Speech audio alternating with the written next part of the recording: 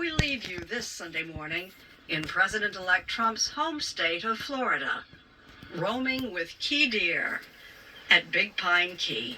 Big Pine Key. Beautiful. Young buck.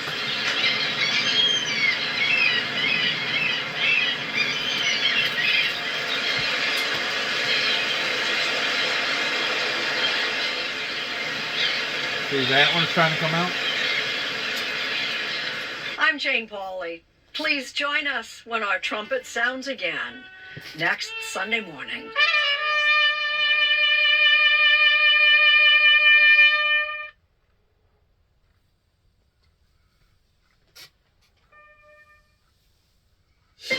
I'm Margaret Brennan, and this is Face the Nation. The ceasefire is in place. The prisoner swap is underway. Is this the beginning of the end of the devastating war in Gaza? Phase one of this fragile deal is unfolding just hours before America begins its own handover of presidential power.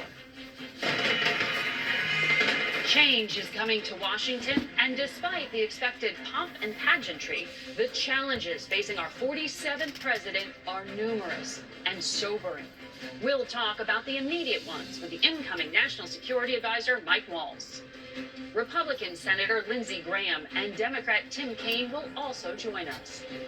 Is the ceasefire deal the beginning of a new way forward for peace in the Middle East? We'll talk with a key Biden negotiator of the truce and explore the humanitarian crisis facing the youngest victims of the war in Gaza. Just ahead on Face the Nation. Good morning. As we come on the air, there is good news to report. We are awaiting official word that the first 3 hostages have safely crossed the border out of Gaza and are back home in Israel. But what you are seeing here now are the crowds awaiting their return. They are, and CBS can confirm, in the custody of the Red Cross. We begin today with our Elizabeth Palmer reporting from Jerusalem. Liz? The day began with a tense delay as Hamas failed to identify the hostages it was going to release, and then Israel launched fresh attacks on Gaza. Then suddenly at 11:15 local time, the ceasefire fell into place. The first 3 hostages released by Hamas were handed over to the Red Cross in Gaza to begin their journey home. Romy Gonen, who was kidnapped from the Nova Music Festival, Emily Damari, and Doron Steinbrecher, both seized from their kibbutz, Kfar Aza. That was 471 days ago when, on October 7, 2023, Hamas terrorists abducted or killed more than 1,000 people in southern Israel. Within hours, Israel's military was bombing Gaza. 15 months later, it's too soon to say the war has ended, but it is on pause. Hamas and some of its supporters were celebrating the ceasefire as a victory. As part of the deal, Israel is supposed to release almost 100 Palestinian prisoners from jail later today. Mohammed al-Halabi is expected to be one of them. His family in Gaza is waiting anxiously. He was arrested when I was only 3 years old, says his daughter Rihal, and I'm now 12.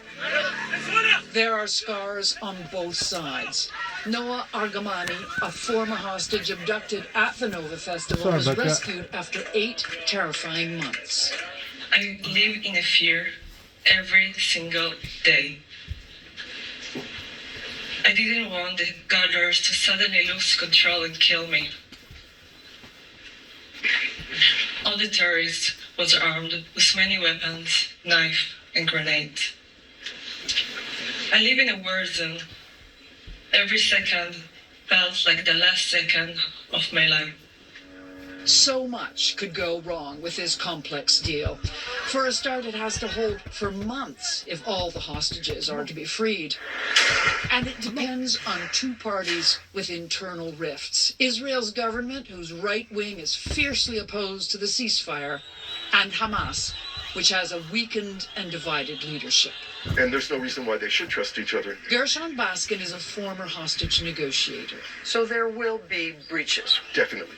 Is there a mechanism to deal with the inevitable accusations and breaches and hiccups? This time around there is. It's called Donald Trump. Everyone who wants this deal to hold is pinning hopes on Washington's authority.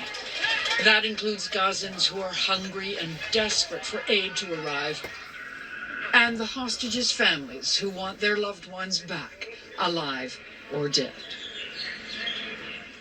We are joined now by Congressman Mike Waltz. He's the incoming National Security Advisor to President-elect Donald Trump. Good to have you here. Good to be with you. Thanks. I understand just yesterday you were meeting with the families of some of the hostages being held in Gaza. At least 3 Americans assessed to still be alive and in captivity. One of them might not be released until phase 2, when male soldiers are released and Israeli troops withdraw. Will the Trump team see this through to completion? Well, remember, the terms of the deal that we finally have come to was inherited in many ways from the Biden administration. So it was actually the Biden negotiators that were at the table, and the other side was dealing with them, but kind of looking to us, particularly Steve Witkoff, President Trump's Middle East envoy. And one of the things that we inherited was this framework of women, the elderly, and the sick coming out first. Mm-hmm. The one of the Americans is an Israeli soldier. That means he'll come out in the second phase, but we will get him out, period. Adon Alexander. And I am convinced, Margaret, that this deal would have never happened had President Trump not been elected. The Trump effect, so to speak. The families believe that. They were effusive in their thanks for him and the truth that he put out that put Hamas on notice that there will be consequences if they don't let our people go. There is also obviously the party Israel here that feels some pressure to get this done. One far-right member of the Netanyahu government resigned. Another this morning said he will bring down the Netanyahu government if it does not return to fighting in a way that leads Israel to taking over the entire Gaza Strip. Does Mr. Trump support annexation of the West Bank and Gaza? Well, excuse me, very different things. What we're talking about here is making sure that Hamas is destroyed as a terrorist organization. Hamas is no different than ISIS or Al-Qaeda or any of the worst that has so brutalized the Middle East over the years. And what we have made clear to Bibi Netanyahu, to his government, and I want the Israeli people to hear me loud and clear.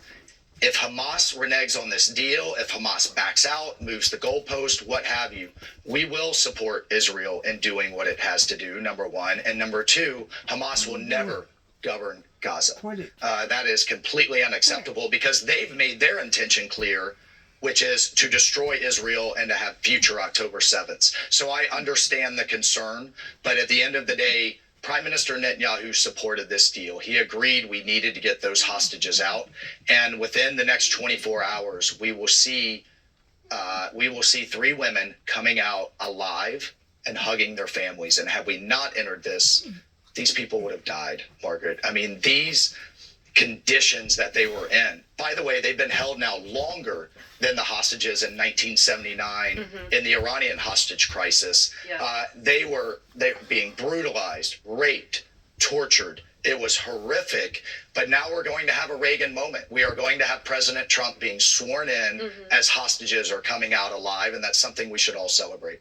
You've also said, though, that you want to build on this to eventually get peace between Israel and Saudi Arabia, normalization. That's right. The price of that is recognition of a Palestinian state, according to Saudi Arabia. Does Mr. Trump support a 2-state solution? Hamas doesn't want 2 states. The far right in Israel doesn't want 2 states. Does Mr. Trump? Well, President Trump's plan in his first term, his plan for the Middle East and his plan for Israel and Palestine had a pathway to a 2-state with all kinds of very important qualifiers that had to be in place beforehand.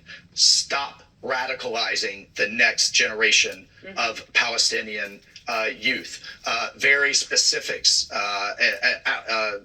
components of that plan in terms of how things would be divided up. But I do think we can get to the next round of the Abraham Accords. I do think we can expand it, and that will be between Israel and Saudi Arabia, which will be tremendous. That has been a main goal of the Netanyahu government now for years.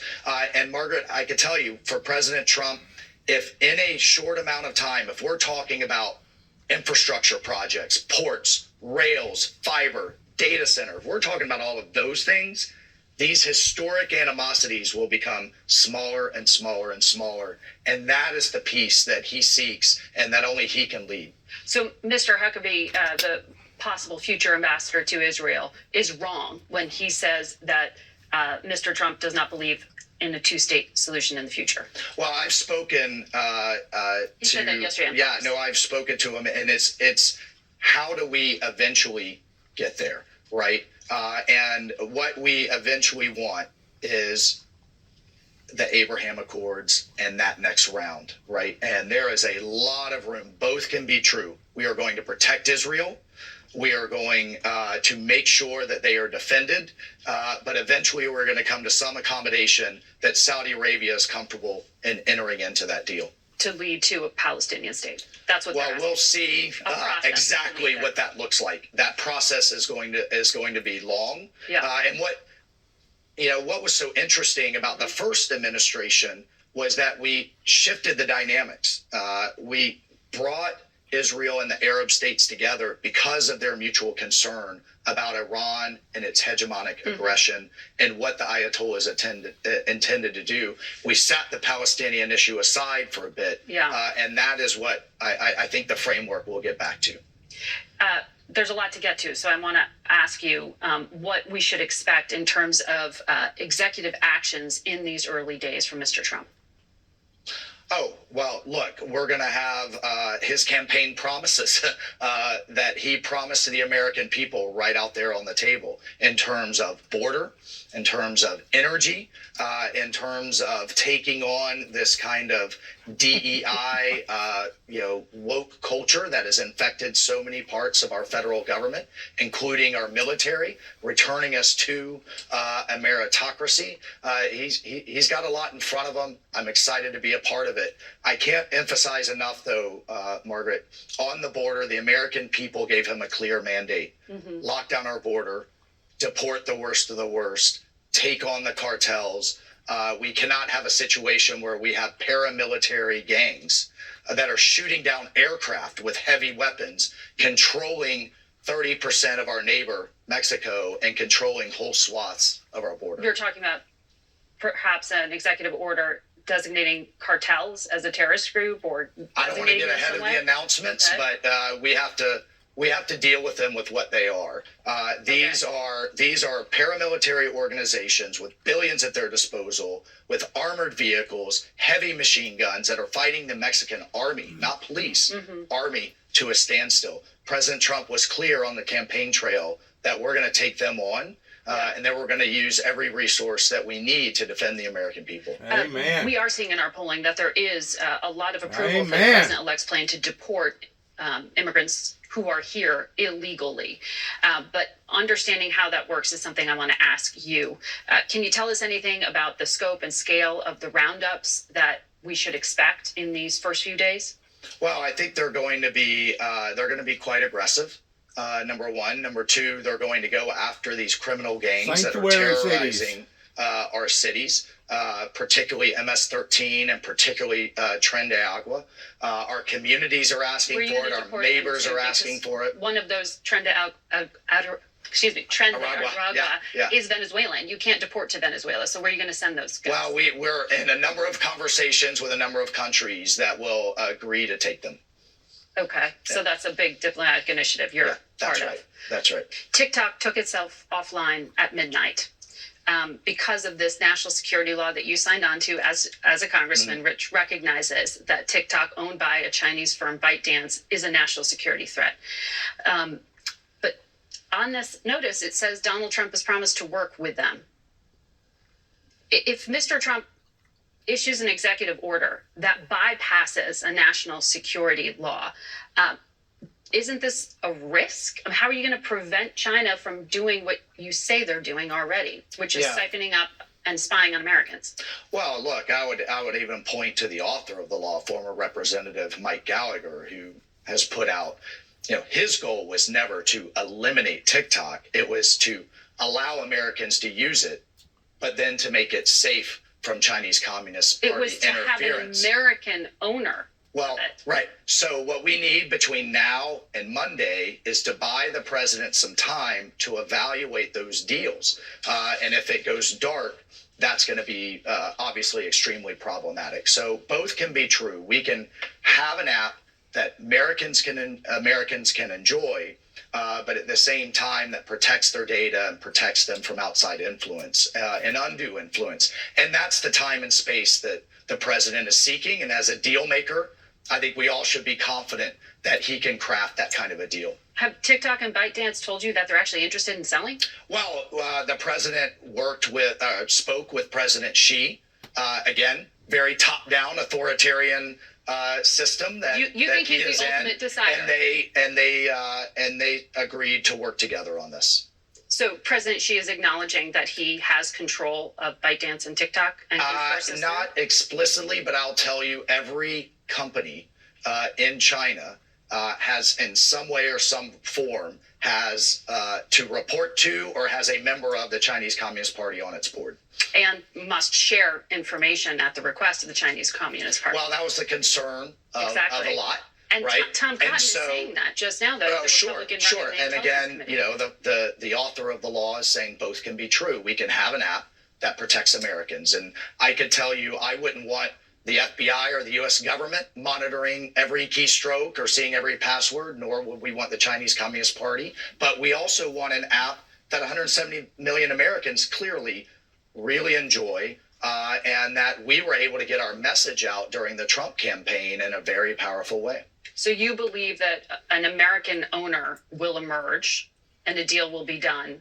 I don't want to get ahead of President Trump on the deal, but he is definitely wanting to have the time right now, which would mean an extension, to evaluate the deals that are on the table. Okay. The Republican head of the Intelligence Committee says the law wouldn't allow for that because you need to show that there was. No, actually, the law says if there's a viable deal on the table. Exactly. Right. I know You're of at least, and I know of at least one from Kevin O'Leary that's been delivered to ByteDance. That the point is, what is a viable deal? Exactly. The president needs the time with the Department of Justice to evaluate what viable means. We can't do that if the thing is completely dark. And you'll be on the job starting at noon Monday. Honor of my life. Thanks so much. Mike Waltz, thank you. We'll be back in a minute. Stay with us. So maybe Donald Trump can work out the art of the deal. Hamas owed the list of the 3 names that had to happen for the ceasefire to go into effect. That was delayed a couple hours. It eventually happened, and now we have the news today. You have a full ceasefire in effect in Gaza. You have about 800 trucks of aid getting into Gaza today. 800? 800 trucks of aid should reach Gaza today. And you've had the 3 girls now, again, reunited, hopefully with their families, and they're now in Israeli custody. So the UN says an average of 72 trucks per day went in December, and that's been the case in January. Is there even the capacity for the Israelis to search these trucks and allow in that food? Do you expect 800 trucks to make it into Gaza today? That's why I've been in the Middle East for the last month nonstop to make sure everything is ready to go. This was not put together in the last week. This has been put together really since May when President Biden laid out this framework. He developed this framework with the Emir of Qatar and with the President of Egypt, President Sisi. He announced it to the world in May. It was unanimously endorsed by the UN Security Council. We thought we were close in August, Margaret, and then we had 6 hostages killed in a tunnel underneath Rafah. I was just in your green room talking to the mother, or speaking with the mother of Hirsch Goldberg Poland, who was killed tragically in August. It was that incident in August when Hamas killed those hostages that we decided to flip the script. There was not a deal because Hamas would not agree to release hostages. We supported the Israelis in going after Hezbollah. They took out Hezbollah. In Lebanon. We have a ceasefire in Lebanon. We have a new government in Lebanon. That isolated Hamas. Iran is in the weakest position it's been in the Middle East in decades. So we are back to the table in December. Hamas, for the first time, was ready to accept the May framework and begin to release hostages. It wasn't until early January that they actually approved the hostage list, and that's how we got to the result today. But do we know Keith Siegel, Sagi Chen, and Idan Alexander, how they're doing? Keith will come out in phase 1. Sagi will come out in phase 1.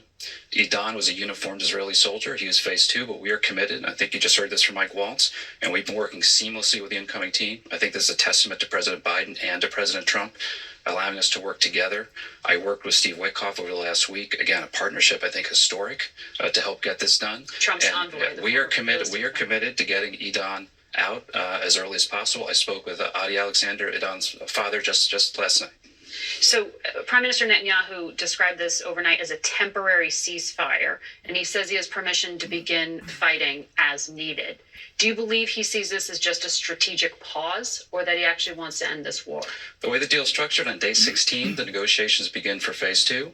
Phase 2 will begin a negotiation for the exchange of soldiers to Palestinian prisoners, but also the conditions have to be set for phase 2. And we support the Israelis in making sure those conditions are set so Hamas can never come back to power in Gaza. Hamas can never again threaten Israel from Gaza. Those conditions have to be set. We in the Biden administration have been very clear. We want to see this deal reach all 3 phases. Every hostage come home. I think the Trump administration very much shares that objective. And the template, the roadmap, again, that the president set out in May. This was the roadmap ultimately to ending the war, getting everybody home is the only way to do it. That roadmap is now in place. We have a ceasefire today in Gaza, and we have a good chance to get every hostage home, and we got to do everything we can to make that happen. Well, Hamas, according to Secretary Blinken, has recruited almost as many new militants as it has lost over the course of this war. Blinken said that this week. Hamas has been significantly decimated. Its leader, Yahya Sinwar, was killed in October. Without that, we would not be at this deal. Hamas on October 7th was an organized military formation. It invaded Israel with 3,500 troops in military formations, combat brigades. It is now no longer able to do that. It does not have military capacity. But that argues that Israel has done something that may backfire on them in terms of the humanitarian situation that has allowed Hamas not to lose support, but to continue to recruit. To get the I've worked closely with my Israeli colleagues. I spent hours with Prime Minister Netanyahu. This is a deal that he fully supports. They agree there's a moral debt to these hostages. You have to get them out. And Israel's also going to make sure that it protects its national security. And we're going to make sure we do that. You know, Margaret, we got this deal without that wider Middle East war that everybody was predicting. Americans did not get drawn into a wider Middle East war. We defended Israel from Iranian missiles. We supported Israel going after Hezbollah. We supported Israel going after Hamas. We have defanged Iran's proxy networks around the region. And that led to the isolation of Hamas to actually get this deal today. That's how we got to this point. Okay. I have to take a break here, Brett, so don't mean to cut you off. But we will have more questions, but we have to take a quick break. Stay with us. Go get them, Margaret. They broke through on 60 Minutes a while ago. Margaret did. Towards talking about that deal. And this just came in. President-elect Trump has just announced he plans to issue an executive order tomorrow to postpone the ban on TikTok. So all you TikTok users could see it back online, possibly very soon. Type 2 diabetes? Discover the Ozempic Trizone. I got the power of 3. I lowered my A1C, CV risk, and lost some weight. In studies, the majority of people reached an A1C under 7 and maintained it. I'm under 7. Ozempic lowers the risk of major cardiovascular events such as stroke, heart attack, or death in adults also with known heart disease. I'm lowering my risk. And adults lost up to 14 pounds. I lost some weight. Ozempic isn't for type 1 diabetes or children. Don't share needles or pens or reuse needles. Don't take if you or your family had MTC, MEN2, or if allergic to it. Sorry about that.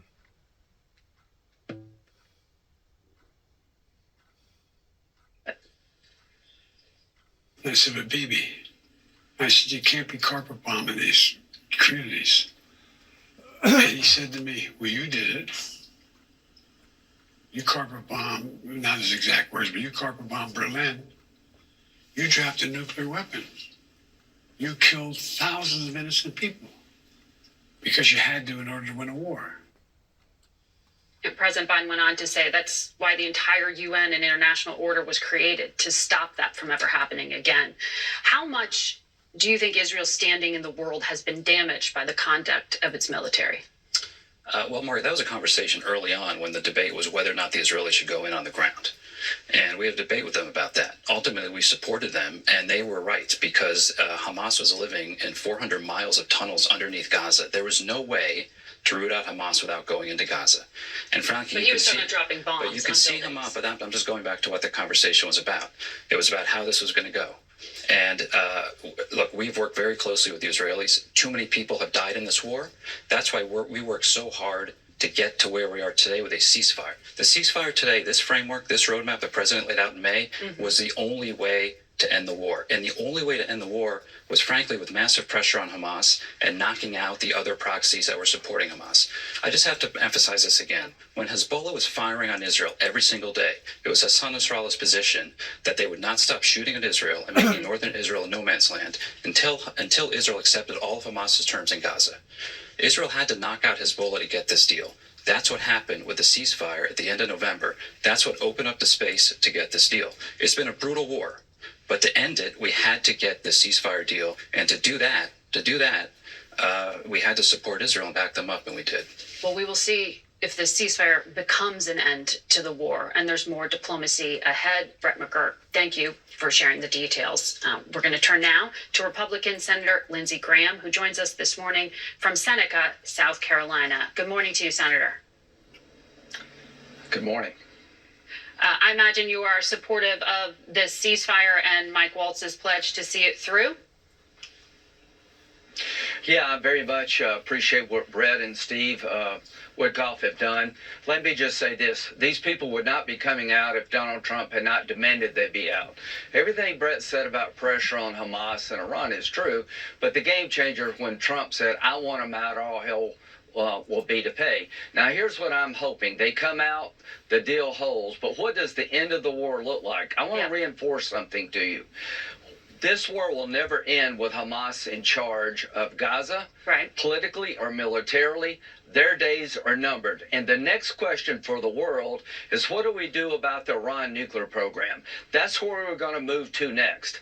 There's diplomacy. There's a 1 in 1 trillion chance you'll degrade the Iranian nuclear program through diplomacy. There's a 90% chance you'll degrade it through military action by Israel, supported by the United States. So the next topic I will be engaging in with President Trump is to take this moment in time to decimate the Iran nuclear program because they're so exposed. What does that mean? Help Israel deliver a knockout blow. What does that mean? You're going to urge him to have Israel bomb Iran's facilities that are underground and would require U.S. military support to actually be effective? I'm going to urge the decimation of the Iranian nuclear program. I don't think diplomacy works. Brett will tell you what they have done to Hezbollah and Hamas has been amazing. The proxies are incredibly weakened. Israel can go anywhere they want to go. This is a religious Nazi regime. They want to destroy the Jewish state. They want to purify Islam and drive us out of the Mideast. It would be like negotiating with Hitler. I am hoping there will be an effort by Israel to decimate the Iran nuclear program supported by the United States. And if we don't do that, it will be a historical mistake. Lindsey Graham, I have a lot to get to on the domestic front, but that is quite a marker to lay down. I want to ask you about what you are working on domestically with Stephen Miller, Trump's Homeland Security advisor, on border security. And I understand it's part of the massive Republican reconciliation bill that's being put together. Do you have a top line number yet on how much this is all going to cost? Yes, $100 billion for border security through reconciliation would be enough to hire ICE agents, create new detention beds, and finish the wall and put technology in place over 4 years. $200 billion will be given to the military to make it more capable of deterring China. $100 billion for border, $200 billion for the military. I met with Mike Johnson yesterday. He's a dear friend. I admire him greatly. He has a political problem in the House. He wants to do one big, beautiful bill. I've never been more worried about an attack on our homeland than I am now. With the rise of ISIS in Afghanistan and wars all over the world, I think the number one priority for the Republican Party should be to secure that border. You need new money to do it. And if we don't, we're playing Russian roulette with our own national security. Border first, military funding first, get the tax cuts and spending reductions put together later on. You need to secure that border like our life depended on it. Well, this bill is going to be bigger than the $300 billion you just laid out. What's the timetable on that? Because Johnson It's gonna be a lot says bigger. Memorial Day. Well, I hope we can get there, but to those who want to reduce spending, I'm giving you an opportunity to come meet me next week. You've got to cut spending that's reconciliation compliant, and we got enough votes to reduce spending. So Yeah. can we do $2.5 trillion over 10 years? Let's give it a try. I want to do two things: cut spending and make the tax cuts permanent. The Secretary of Treasury, Steve Bessent, said if the tax cut expire, it will be a catastrophe for our economy. I don't believe there's one Republican out there, if they were pushed, would let the tax cuts expire, because that's a $4.5 trillion tax increase. I want to cut spending, but my number one priority is to secure that border quickly. Well, we will watch the politics of the possible with the very complicated caucus in the House. Yeah. Let me ask you about the Senate, though, because you are on the Judiciary Committee. Kash Patel, the pick to run the FBI, doesn't even have a hearing scheduled yet. In his 2022 memoir, Bill Barr said of Kash Patel, he's someone with no background as an agent, would never be able to command the respect necessary to run the day-to-day operations of the Bureau. He has virtually no experience that would qualify him to serve at the highest level of the world's preeminent law enforcement agency. The idea of moving him into a role like this showed a shocking detachment from reality. Was Attorney General Barr Yeah, I wrong disagree then with that. and wrong now? Yeah, he was wrong then, he's wrong now, and I take my advice on Kash Patel from Trey Gowdy, dear friend from South Carolina who worked with Kash. Kash was a public defender, he was a prosecutor, he worked with Trey Gowdy about the Russia hoax, so I do think he has the experience, he has the trust of the president, and we'll see how all this plays out. But Trey Gowdy is enthusiastically supporting Kash Patel, and that means a lot to me. Well, okay. But he's got a list he's published, Kash Patel has. He published it in a book of enemies. It includes people like the FBI director, Defense Secretary Austin, Bill Barr, former White House counsel Pat Cipollone, former CIA director Gina Haspel, the head of CENTCOM. I mean, do you take him at his word here that these are an enemies list and you're going to put him in a law enforcement role to go after him? I believe the hearing will expose him to be a very qualified man of the law. He wrote a book. He'll have to answer questions about what's in the book. But I'm ready to vote for him because I know him too. See, he never asked me about the Russia hoax that he exposed. People on the right believe that he was part of the solution, not the problem. You asked a good question, Brett. Has Israel suffered because of this war? They went too far on the world stage. Here's what's happened on the world stage. The International Criminal Court is going to be sanctioned by the Congress. Republicans and Democrats, because they're trying to prosecute the Prime Minister and Defense Lindsey Graham, this Minister is a far of cry Israel. from the question about Kash Patel. You took me all the way to Israel from Kash Patel. Are you you're committing to vote let's for get back him to no Kash matter Patel. what? Yeah. You are going to vote for I won't Kash say Patel? no matter what, but yes, I am ready to vote for Kash Patel because you will never ask me the role he played in exposing the darkest moment of the FBI since J. Edgar Hoover. That's why I trust him. Okay. Ask him about going after journalists, which he's also said. I'm interested in the answer to that question. Yeah, I'm sure. We'll be right I'm back. sure Democratic friends will ask him, and you shouldn't worry about Kash Patel. Okay. You should worry about reporting the news fairly, which you don't do when it comes to everything Trump. Lindsey Graham, you're a guest on this So anyway, program thanks. because we wanted to hear you out. And we welcome you back, Good. as we Thank often you. do, I'll be anytime, back. to Legacy I'll be Media. back. We'll be right back.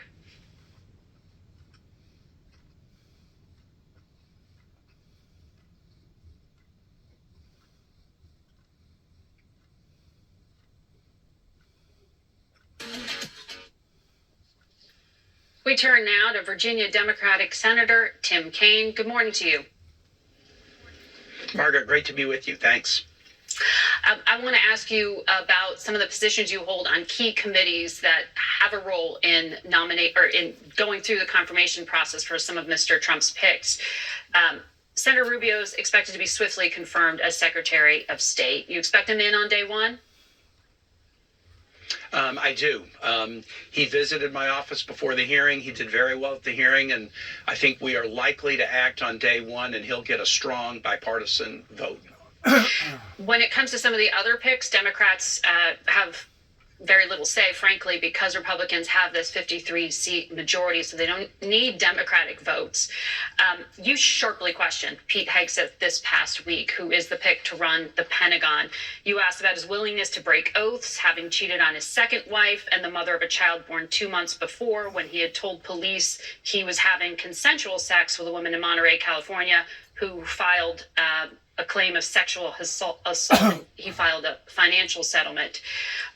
Why did you choose to put that issue of character so front and center instead of asking him about policies? I believe he would be a very dangerous Secretary of Defense. And so my observation of my Republican colleagues is the only reason they ever vote no on a nominee is either a belief of gross incompetence in terms of qualifications or serious character deficit. That's why Matt Gaetz withdrew, because the Senate Republicans felt on both of those counts he was a non-starter. I believe my questions of Pete Hegseth about his serial infidelity, about the allegation of sexual assault that he refused to disclose to President-elect Trump and the transition team, and his own mother's allegation that he's a serial abuser of women, I think those are the kinds of things that might affect how Republicans view this, if not in the committee, possibly on the floor. We'll see. I think there's likely to be committee action as early as late tomorrow in the Armed Services Committee. We'll see when there's action on the floor. To actually confirm him. The Wall Street Journal editorial board, which is not liberal by anyone's definition, said Hegseth made noises about restoring U.S. military deterrence. That's something, but appears we're on track to have a Secretary of Defense whose real views are a mystery.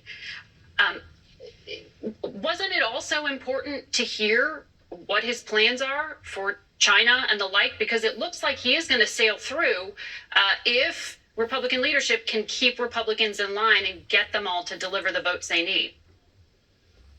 Well, and Margaret, I think that if you look at the entire hearing, a number of his views were put on the table. I had 7 minutes.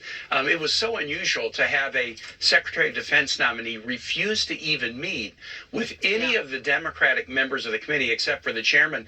RFK has met with Democratic members, the Secretary of Labor nominee, Secretary of Army, Secretary of Navy, Secretary of State. They're all meeting with the Democratic members of the committee. But when he refused to meet with us, and you only have 7 minutes, we divided up topics. I asked him about what I consider to be glaring faults of character. Other members of the committee asked him about positions on strategy, the role of women in combat, whether he is qualified to run an organization of the size of the Pentagon. I think overall in the hearing we put a lot of material on the table for folks to consider. Let me ask you about immigration. You're a former governor. Incoming border czar Tom Homan has said that there will be massive deportation raids beginning as soon as Mr. Trump takes office. There are just about 300,000 undocumented individuals believed to be living in your state, according to Pew Research. And I know your current governor, Youngkin, has pledged to fully support efforts through state law enforcement or the National Guard. How do you think this is going to work?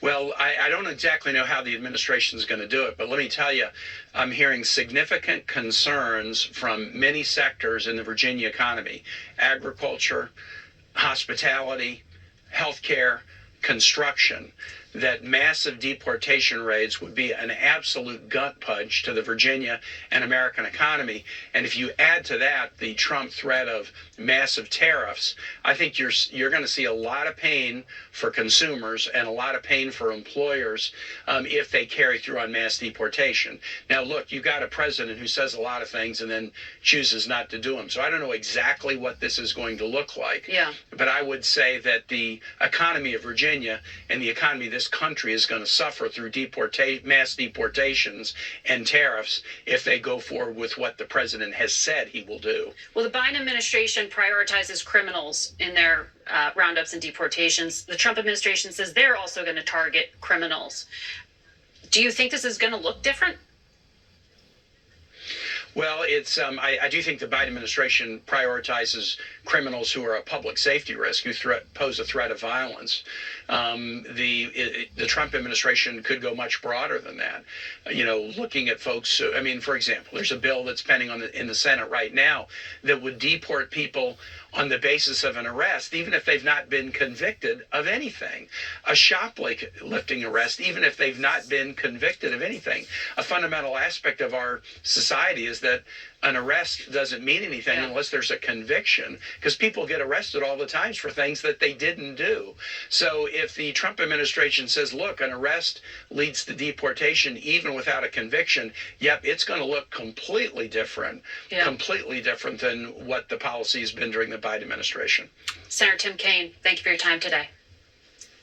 We'll be back in a moment. What happens when we follow the human side of the headline? I was in tears. Life is a little bit different now. It's going to take a while to get used to. And I said to myself that I can't make this about me. You get the all-new CBS Evening News. The inauguration of Donald Trump. All-day coverage tomorrow on CBS. At the big when snow, ice, and bitter cold threaten. Freezing rain and sleet continuing. Turn to Heartland News and the First Alert Weather Team. Sunday is a First Alert action day. For the most accurate forecast. Widespread 3, 4, 5 inches of snow. Live report.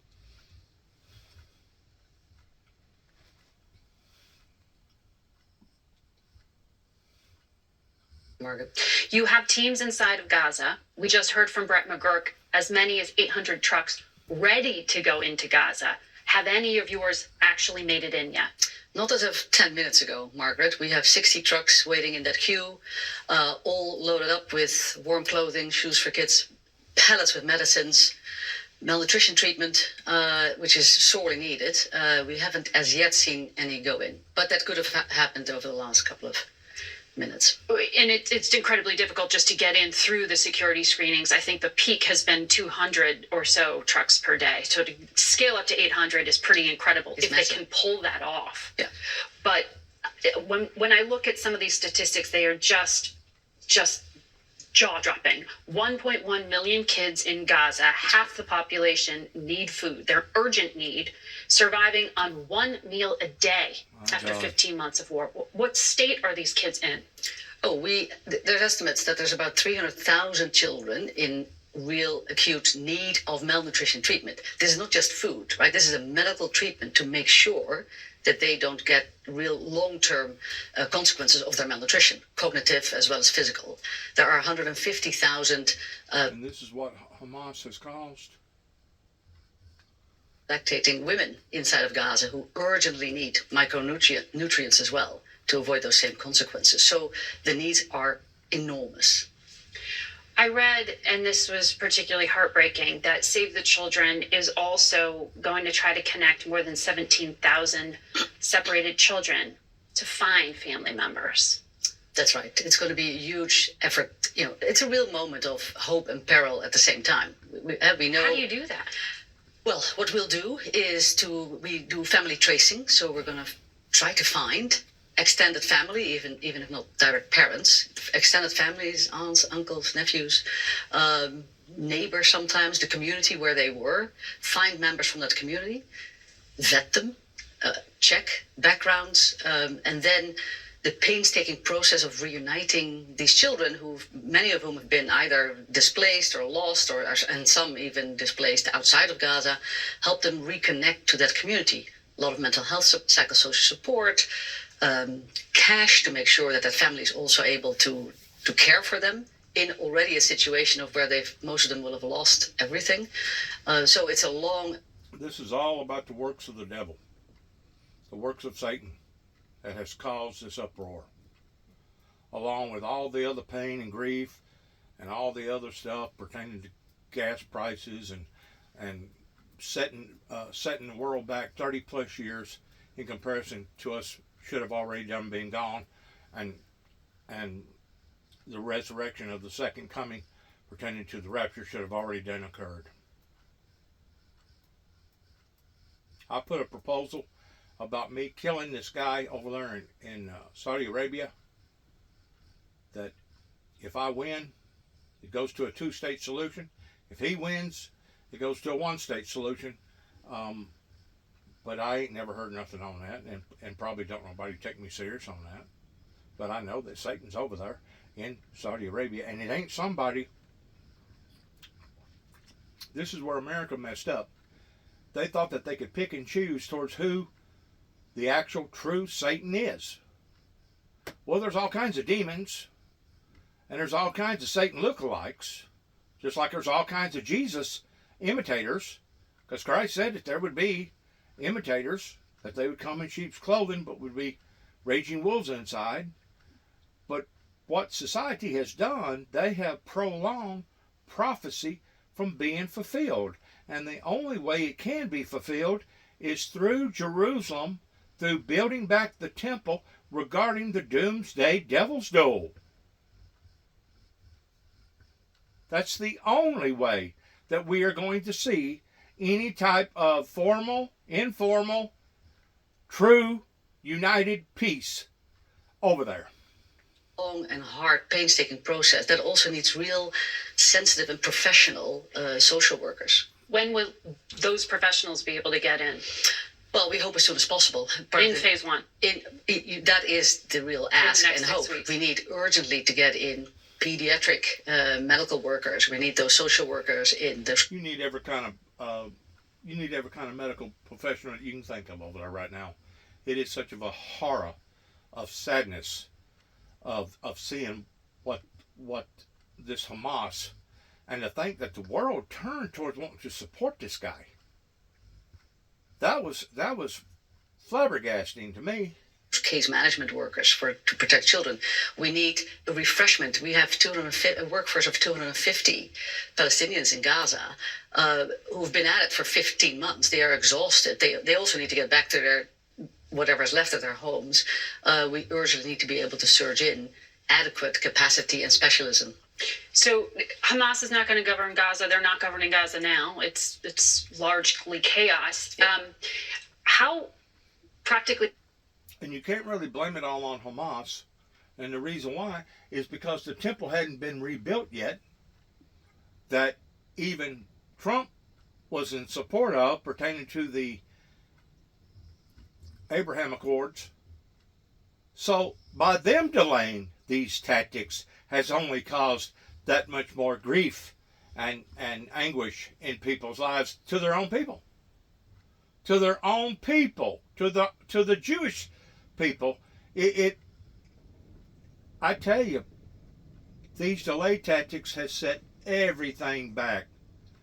Infrastructure, roads, bridges, people's lives turned upside down, etc. Speaking, can you get all these things done if, as is now Israeli law, the largest organization, UNRWA, is now going to be banned? If the UN can't do this through the UNRWA, who does this? That is going to be problematic. The operational infrastructure from UNRWA is massive. Problematic? What does that mean? Take it as it comes? And we've said that now for 15 months. All of us, our humanitarian agencies, cannot replace UNRWA just like that, if ever. We know 13,000 UNRWA staff inside of Gaza. Schools, warehouses, trucks, everything that are being used also by organizations like ours. So that would be difficult, and we would hope that there would be certain exemptions to allow for that operational effectiveness to happen. I don't hear nothing about the Peace Corps. How come I don't hear nothing about the Peace Corps and all this? This to happen. Because it would be illegal for you to do any work with them. Yeah. Right. You have a tremendous amount of work, Yanti Sripto, ahead of you. Thank you very much for sharing with us. And I know you've been working in California as well with children out there. As well, yeah. We try to be there for kids wherever the crisis hits. All right. Thank you. Amen. We'll be right back. It's a sad, sad situation every way that you could think of here in America, over in the Middle East. It's sickening. It's heartbreaking and sickening in what the so-called Christians over here have done in the Western world. That's about the sum of it, too. That's about the sum of it.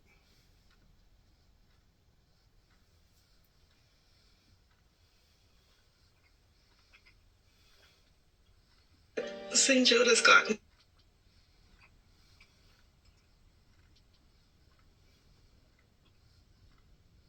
last time about more than 50 days of captivity that those hostages endured at the time. And now, Dana, we are talking about, nearly 500 days of captivity, 15 months in conditions that have ranged depending on various hostages' experience. But we certainly know that many of them have been held in tunnels for months on end without seeing daylight. They have been, I've been inside those tunnels in Gaza where we see quite sweltering conditions, very uncomfortable. And we also know from some of the videos that have... Bad oxygen, no light, probably their eyes probably damaged because of it. I could go on and on pertaining to the health issues regarding all that. That's in addition to the psychological damage. That's in addition to the fact that they've probably all been raped multiple times. The videos that have been released, the video of Doron Steinbrecher that was released a year ago this month. I spoke with her mother, Simona, about that, and she said that, she didn't recognize her daughter in the same way because she had clearly lost weight. She appeared gaunt, and that was a year ago. So it won't never be the same. Of the families for the well-being of these... It's going to take lots and lots of prayer, lots of hands-on counseling. It's going to take lots and lots of reforming to get one person halfway back to where they used to be. And it's most definitely going to take the Holy Spirit in doing it because mankind cannot do it by himself. Well-being of these hostages have been there for quite some time already, and certainly at this moment, after 15 months, they will be there again. But now, again, at least this moment of joy and reconciliation, but no doubt a long and tough road. I ain't gonna lie to you. I'm furious over all this for the past 30 plus years, and to think that they've tried so desperately in destroying my personal life by seeing all this other destruction going on, and even in their own lives. I'm absolutely ecstatically. I don't have words to express my heartbreak. I don't have proper words. And you can only imagine how broken the Heavenly Father's heart is in having to watch all this. So whenever I say what I say, that these people is going to be held accountable of what that they have tried to do, I mean it. They will be. Beginning in Kenton, Tennessee in 1983, whenever a telephone call was made to the White House. And Jeremy, we are seeing vehicles come one by one. Let me rephrase that. Certain people in Kenton, Tennessee. One up to the helicopter. It could be that they are bringing each of the women there individually as they prepare to get on that helicopter and go to the medical center, as you described. Speaking of that, Jeremy, stand by for me, if you will. I want to go back to Bianna, who was there at the location where this helicopter will be headed. Bianna, what are they going to be greeted with and by?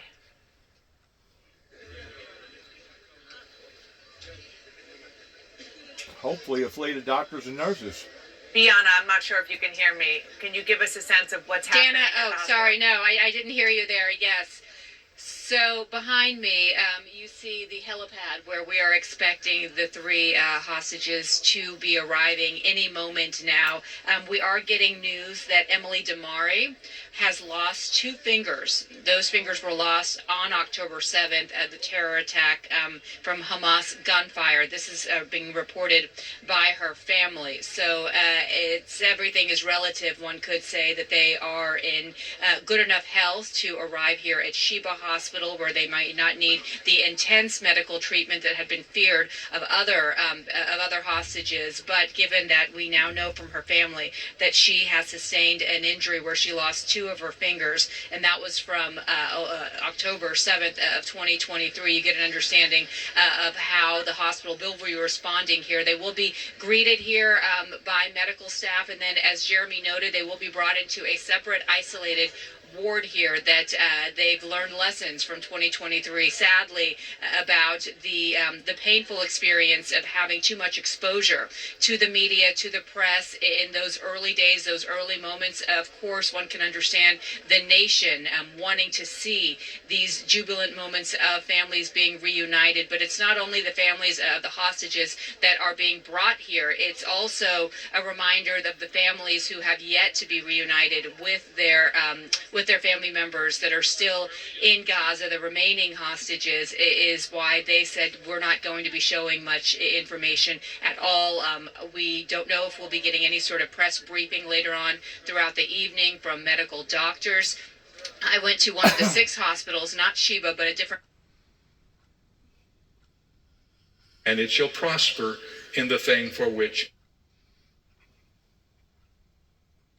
That decision. This is the culmination. Raised in the shadow. Today's Suffolk University poll found that the incoming president has generated strong feelings right before his second foray into the Oval Office, with 31% of respondents saying they felt excited about him being commander-in-chief again, while another 31% said they were afraid. President Biden took questions from reporters earlier this week on the incoming Trump administration, as well as his role in the ceasefire that's beginning this morning in Gaza. The implementation of this deal will be in the hands of the next administration, and basically they will shape the future of Gaza. So how do you see this future? And also, how much credit do you give to the Trump team for this deal? Trump is already taking credit for it. Well, this is the exact framework of the deal I proposed back in May. Exact. And we got the world to endorse it. Secondly, it's America's support for Israel that helped them badly weaken Hamas and its backers and create the conditions for this deal. And thirdly, I knew this deal would have to be implemented by the next team, so I told my team to coordinate closely with the incoming team to make sure we're all speaking with the same voice, because that's what American presidents do.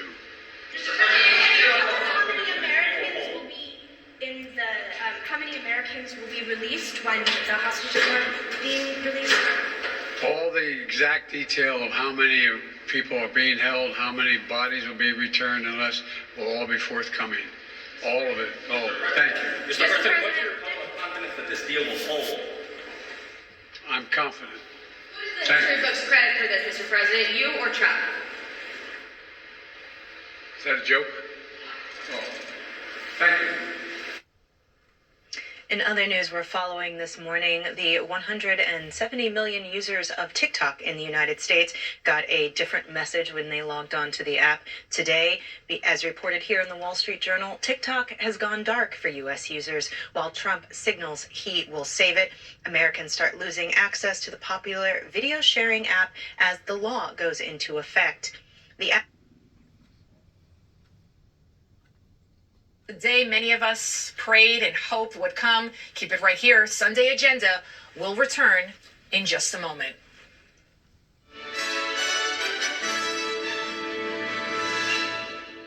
They're already sponsoring an inauguration. Wow.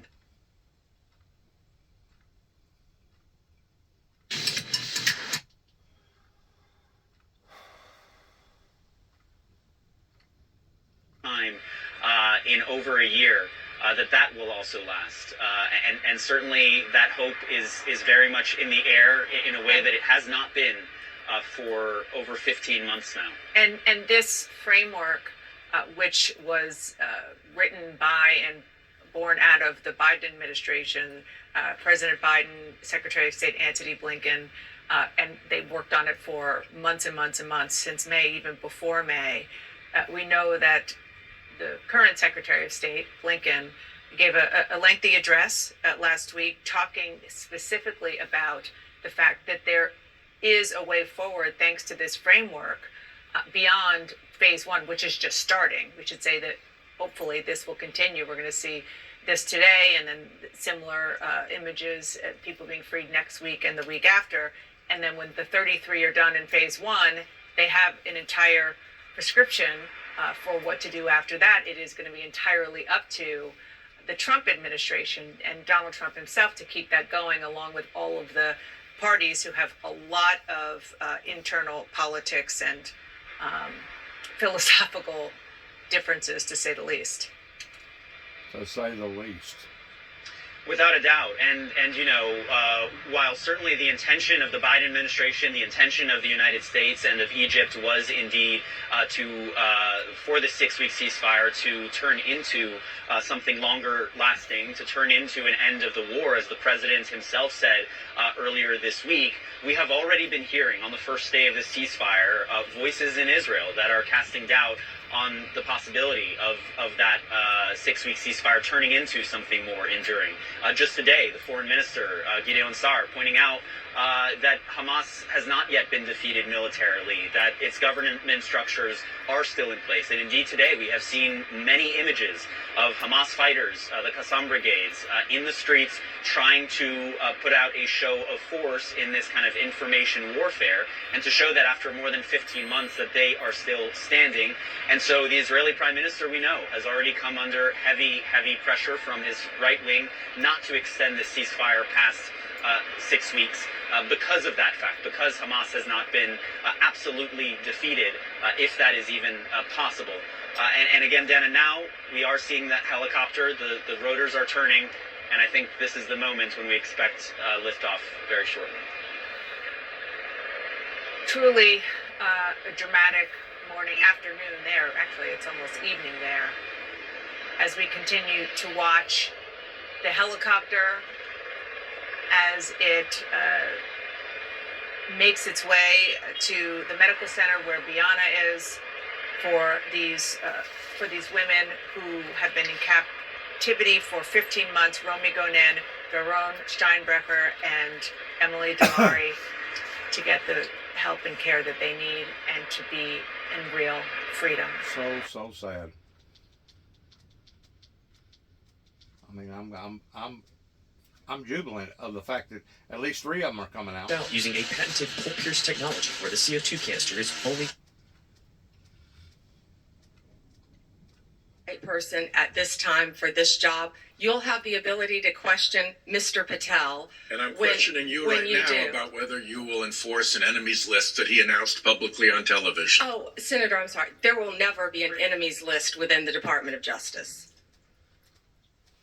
Back to your calls. Mark is in Philadelphia, Pennsylvania, on our line for Democrats. Good morning, Mark. Morning, Kimberly. I'd like to say about the incoming Trump administration.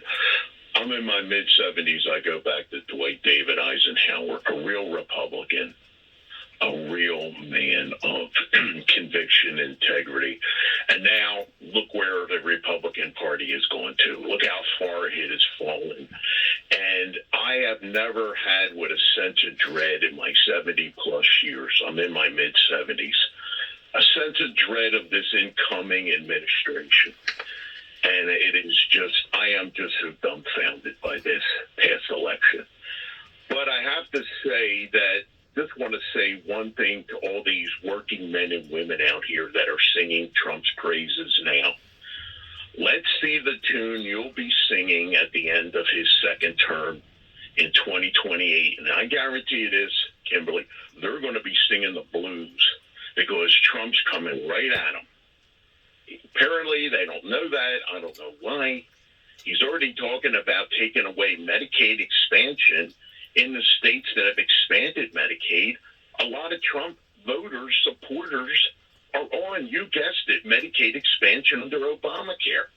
So he's going to take away the only affordable health care they've ever known, and their spouses and their children, and they voted for him? I mean, I don't know what to say, except I am just totally and utterly depressed for the next 4 years for this country. Have a good day. Fred is in Jessup, Maryland, on our line for Republicans. Good morning, Fred. Good morning, everybody. Well, I can see that Trump derangement syndrome is still alive and strong with that last caller.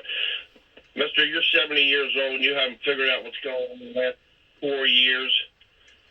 Yeah, I mean, they're Fred, it's a little hard to hear you. Just want to make sure you're speaking directly into your phone. Yes, ma'am. I am. 14 interviews Joe Biden's done. Trump's 44. The only reason he's doing that, he's not being challenged at all. He's had plenty of time. 4 years. I mean, you guys, the Democrats, you bought that he was sharp as ever. For 4 years, you bought all the racist remarks he's made and never been held accountable to that. We finally got, with President Trump, we finally got accountability. And what's going on? And my Democrat friends for the blue cities, my black Americans, you can't keep blaming Trump for anything. These cities are failed because of black violence and Democrat politicians. He has nothing to do with it. I live in Maryland. We're under constant tax and spend policies. They're giving surpluses. They're taking the money and spending them on projects. We don't even know what's going on. Now we finally got a chance for accountability. And the caller from Mike from Ohio, he said it the best. We finally got a president that's for all the people. It's not just one party. It's not just pushing an agenda that nobody agrees with. We're finally getting back to what America stands for, and that's opportunities for everybody.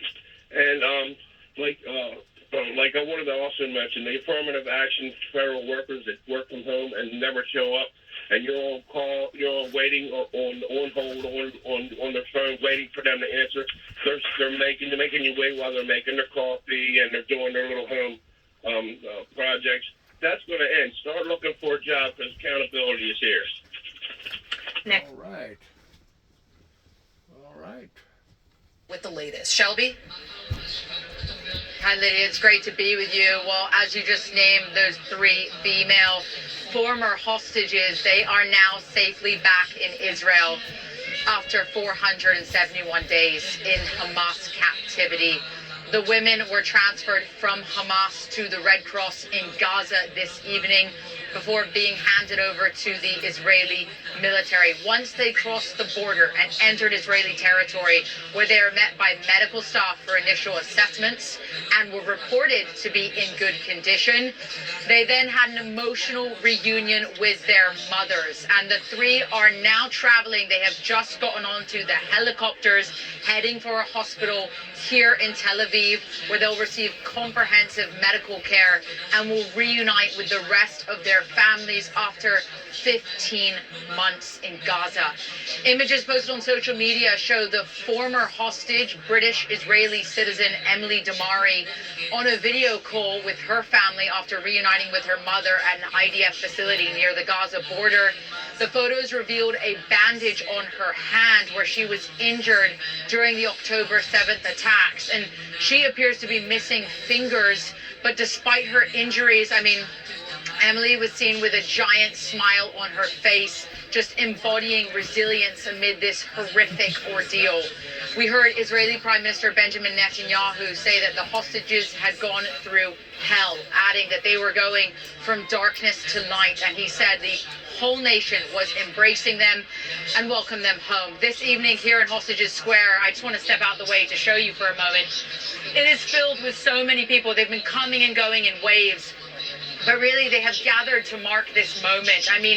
Everyone has been waiting for this. Again, more than 15 months. And cheers have erupted from the crowd as news and updates about the hostages has been coming in this evening. Families who learned their loved one's name, these 3 women, only earlier today, described the wait as agonizing. In their first public statements, though, these families of the freed hostages celebrated the end of this nightmare, welcoming the women home, but they also emphasized... I'm really surprised that any of them's come back. Because the way that guy was doing that towards hiding in behind his own people and using them as human shields, I'm really surprised that really and truly any of them has come back. And that's what he was hoping for. He was hoping that basically they would have become annihilated in annihilating the whole party That way, it would have been a bad reflection upon Israel or America that would have made the retaliation towards what they had done make it look like that the Israelites was the guilty party, or the Americans was the guilty party. This was a sneaky, terrorist, cowardly move upon to their part in Hamas and his so-called loyalists. And as far as I'm concerned, every one of them should be lined up against the wall and shot because of what that they have done, not only to Israel, but the rest of that whole region, including to their own people. Now, that didn't cost you nothing. And maybe I shouldn't say that as a Christian, but there comes a time whenever the Christians, those standing with the cross of Christ, must realize that just because we are a Christian and just because Christ said to turn thy cheek and to love thy enemy, you don't have to love what your enemy has done, and you don't have to sit there and just be pounded on in turning your cheek again and again and again and again and again. That's what these people around here obviously thought about my brother and I, and that's one of the reasons why that it has costed me my only remaining living youngest sibling that is no longer with us, because they kept pounding and pounding and pounding and tormenting and aggravating and agitating and the whole thing is sickening. All of it. All because of why? All because of the Reagans and the Bushes that didn't want to expose the true identity of how that they ever got the nuclear arms agreement to begin with. You don't think that there's going to be certain people that's going to give accountable for this one day? Beginning in Kenton, Tennessee in 1983? Beginning right here in Northwest Tennessee? God have mercy on them, is all I got to say. God have mercy on them. And good luck to all of us. Shalom. I'm glad that those 3 individuals got out. And I hope and pray that the rest of them will.